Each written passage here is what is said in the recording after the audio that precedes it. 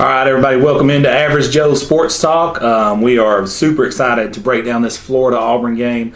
And again, we're only Average Joes. This is our opinions. We definitely want to hear your opinions in the comments below.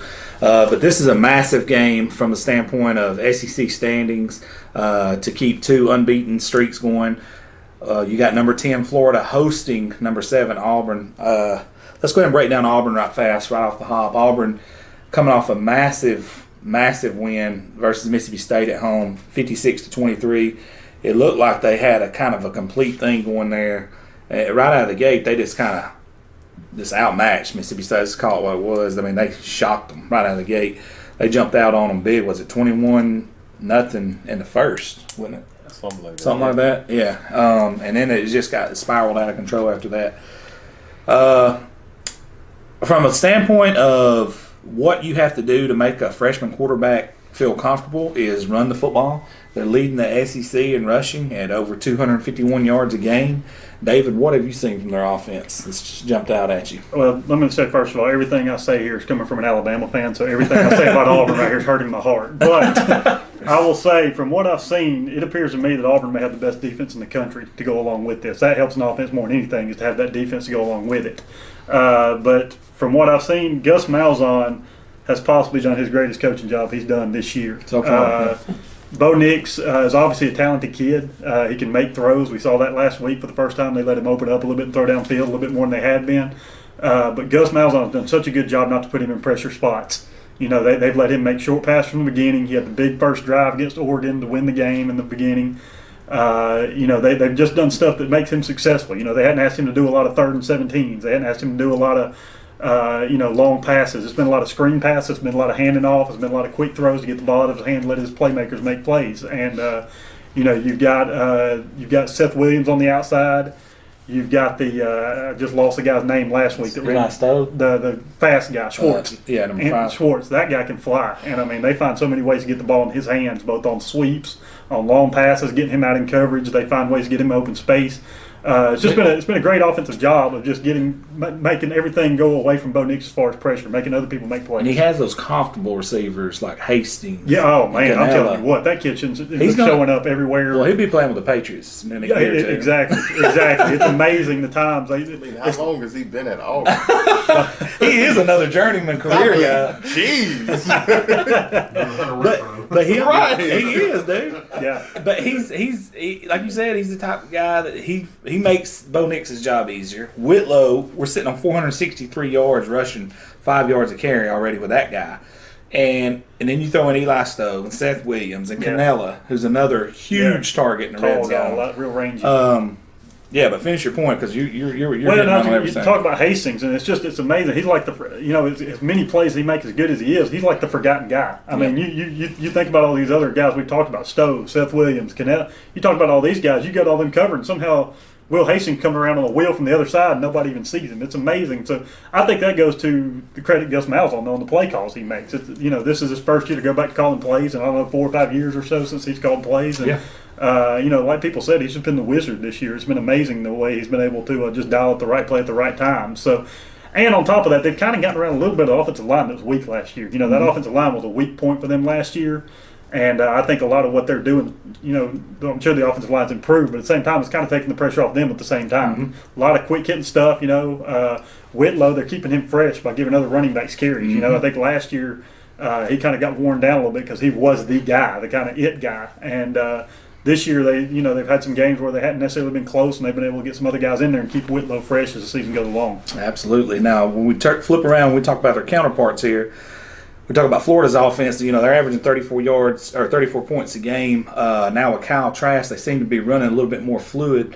The biggest question, in my opinion, and I am a Gator fan. Wayne's obviously a Gator fan. My biggest question to us is, can we block Auburn? That's my exact question as well. Is can we block them? But the thing is, not necessarily can we block them. Because Kyle Trask has come in and he's been able to go through his progressions quicker than Felipe Franks, and he knows where he wants to go with the ball. And he goes 1, 2, 3 back. Okay, go.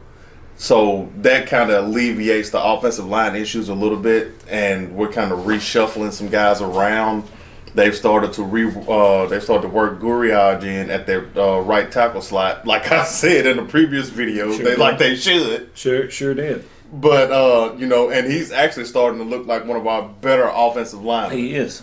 And they get that set and settled. I think we'll be okay because hey, that 2-star gunslinger that we beat out Houston Baptist for. He goes out and he scans the field and gets the ball out quickly. He does, and he actually makes our receivers look better than they are. I mean, they're good. Yeah. But man, he let that thing fly. But he's throwing to some really talented guys. Yeah. With Van Jefferson, Grimes, but the emergent star out of the crew is Pitts at tight end, dude. He is on fire, dude. Tell me about it. He's the first tight end off the board. 2021. Dude, I think he is because he's developed because he was there as a blocking tight end. Exactly. And now he's developed into a receiving tight end, the way he comes off the ball and works certain moves. I mean, I see him hitting guys with swim moves and shifting his body, just working to get open any way he can. Just, I got your target, just throw it up, I'm going to go get it. Long range, kind of like what we talked about with Canella, but he's a better blocker than Canelli is. And probably similar in the route running skills between the two and similar in hands. Yeah, it's just, I'd like to see Dan Mullen give him that old Hernandez shovel pass. Oh, yeah. Throw him a couple of those and see what he can do with it. And, hey, who's to say we may not see that Saturday? Well, I'm going to tell you this. He's going to have some wrinkles in this game that he showed. I can tell you that. I know that for a fact.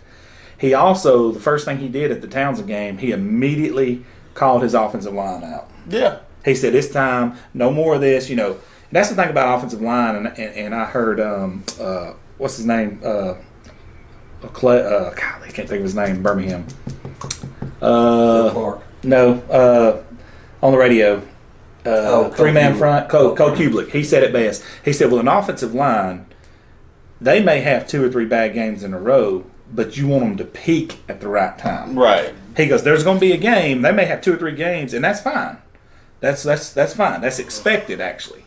But he said you want them to peak at a certain point. When do you grow a sack and rise to the occasion? Right. You know what to do. When are you going to go out and do it? Right. Right. You're right. We can only coach you so much. Yep. It's time for you to take this information and all this film study that we've given you and this knowledge and go do it. Go do it. I think pass blocking go block somebody. I think pass blocking wise, they're getting close. Run blocking wise, they're going to have to grow a set. Yeah, not so much. Now, you flip that over when you got Derek Brown and that's going to be the problem. You got Derek Brown and Truesdale coming to town. This ain't the group that you grow up on. This is the group that, hey, all cards are on the table. You either do it or you don't do it. Yeah. That's to me, that's the key to the game. Right there. Can we block them up front? Yeah, you got to knuckle up because I believe there's been I don't want to misquote this, but I think it's been 10 or more times this season where we've been in third down situations and it's been 1 to 3 yards and we've thrown the ball. Oh, and that's ridiculous. Terrible. Mind you, maybe some of those were screens, which is a long handoff, but still, why can't you just line up? You know we're running it. We know we're running it, but we're getting this 1 to 3 yards. How much Emory Jones are we going to see? I don't want to say a good bit, but I think it's going to depend on the situation. Because if Kyle can't come in and he can't sling it like, Mullen probably going to want him to throw it, he going to pop to pull him, sit him, and try to work that read option. I think he's going to work him in early, and I think he's going to read option. Yeah. To negate some of what they do, which is bull rush. And we can't necessarily run the ball like we want to. Pierce is kind of emerging as that back who's been able to. And he needs to take carries from those other guys in front of him. Let me throw this stat at you. LaMichael Pirine is sitting on 198 yards on 54 carries. Terrible. Damon Pierce is sitting on 158 yards on just 27 carries. He's averaging almost 2 times the yards per touch as LaMichael Pirine.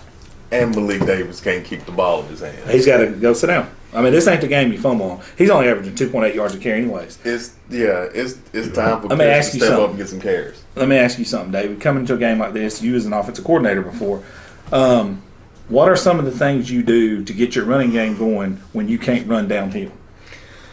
Well, what you got to do there is you got to find space. You got to find space. If you can't run downhill, I think that's going to be a problem for both of these teams in this game. I think both teams are going to have a hard time running downfield. I was just looking at stats on the defense, and now Florida's schedule has been a little bit friendlier than Auburn's coming into this game, but Florida's defense actually has better numbers than Auburn's.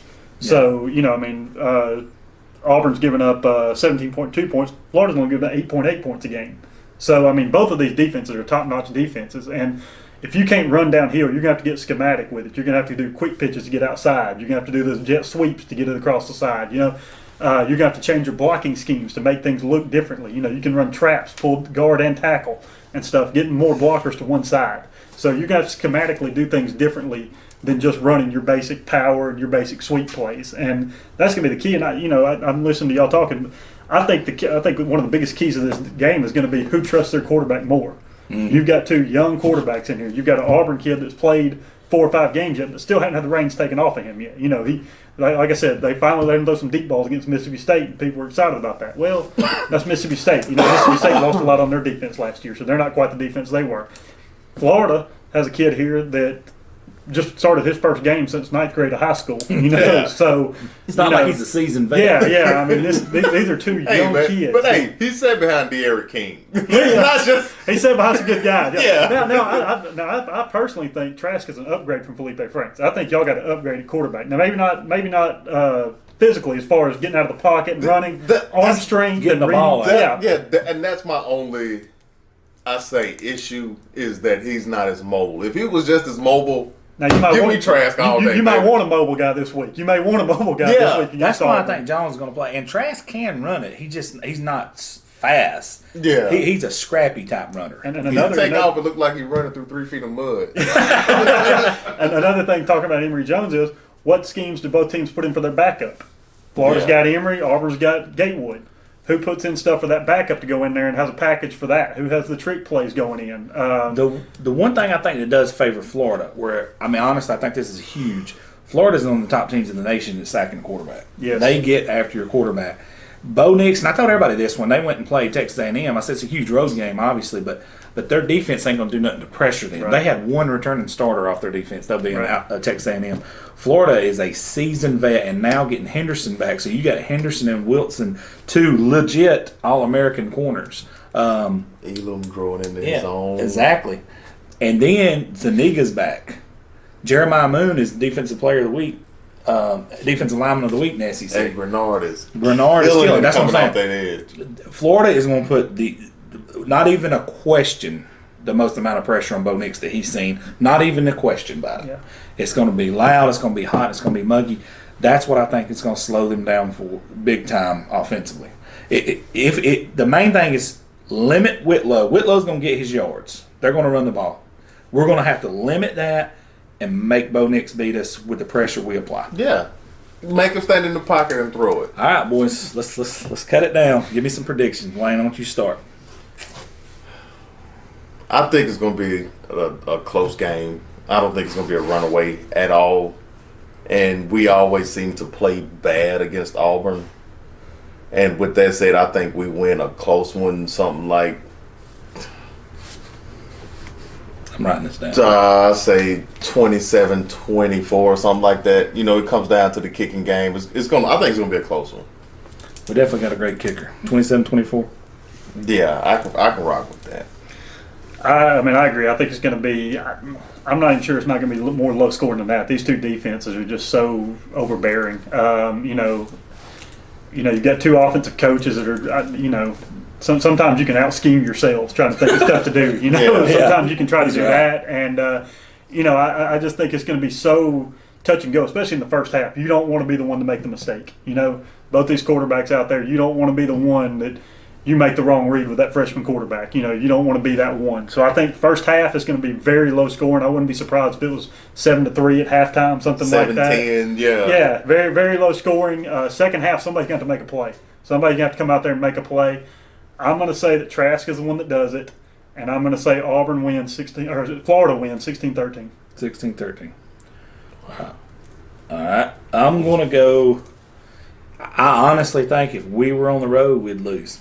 I can agree with that. Yeah. I think if we were playing in Auburn, I think we lose this game, and I think we would be the one that kind of gets shell shocked a little bit. I think they'd probably beat us over there. I have no doubt in my mind they'd probably beat us. And I never hardly ever pick against Florida, but I think us playing at home, Trask being at home, and don't get me wrong, Bo Nix has played a neutral site game and he played at A&M. Well, the one common denominator in those two games is he didn't face a defense in either one of them. Yeah. In my opinion, I could be wrong. He didn't have anybody flying in his face. Oregon gave him a little bit of that early, and then Oregon got tired. This heat in Gainesville, and I still say this, and I've been to them all, one of the loudest stadiums in the land. I know it's one of the most intimidating with the weather and all. It's going to be an ugly, ugly football game. I say Florida wins 2014 or 2017. I'll say 2017, Florida. I personally think the difference in this game is going to be it hadn't come yet, and it always comes. No matter how good a player is, it comes. Bo Nix has not had his freshman mistake yet. Yep. And that's going to come at some point. Now, it may not come in this game. It could be in a game they win. But you will have a freshman mistake this year because it happens to everybody. Because he's throwing into a Especially season Henderson secondary. back. Florida's getting 6 players back this week that hadn't played in 3 weeks, right? Yeah, throwing into a season secondary With a seasoned defensive front getting after him. And I do think my X factor in this game is we have arguably one of the best kickers in the nation. I don't think there's any question about that. And one of the best punters in the nation. Yeah. I mean, that's the X factor in the game. That's it win. for us, though. That's where you win.